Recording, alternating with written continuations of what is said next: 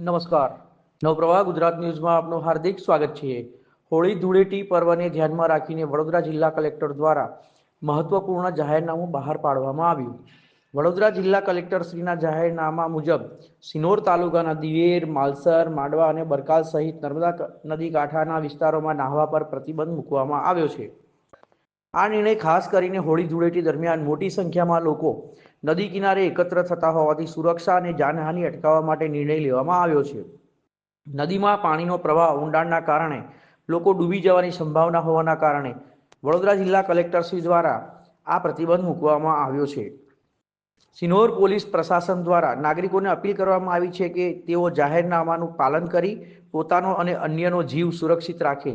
જો કોઈ પણ વ્યક્તિ જાહેરનામાનો ભંગ કરે તો તેની સામે કડક પગલાં લઈ શિક્ષાત્મક કાર્યવાહી કરવામાં આવશે। હરે રામ, અમે શ્રી લીલા ગૌધામમાં હાલમાં ઊભા છીએ અને આ ગૌશાળા માં ગાયોનું સંવર્ધન થાય છે અને અમારી આ ગૌશાળા નર્મદા કિનારે છે।